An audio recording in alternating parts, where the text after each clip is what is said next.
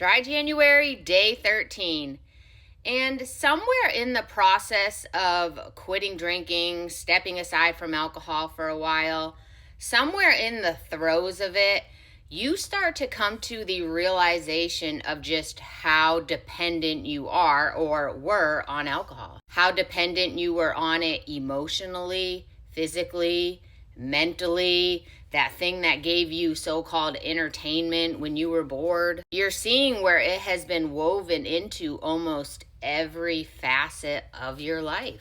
You relate alcohol to social gatherings, to vacations, to parties, to it being your reward system at the end of the day. And if you remember at the beginning of this journey, I said that you are going to learn a lot about yourself because when you put down alcohol for 30 days, it is very telling. And then as you come to this realization, you feel like you're at a crossroads thinking, so after January 31st, am I just going to go back to the regular scheduled drinking program? I feel like I've gone through a lot of the junk to get off of the alcohol, and now I'm starting to see the benefits.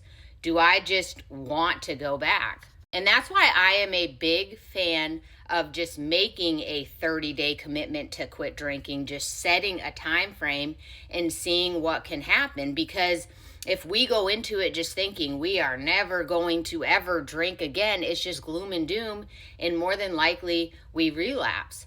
And what I love is we can move those goalposts out without thinking or saying, I'm never going to drink again. So if at January 31st, you feel like, I like the momentum I'm gaining, I like how I feel physically, I like where my mental health is at, I think I want to go another 30 days. You can do that. It's all part of this sober, curious movement, and that's why I'm here for it. I love it.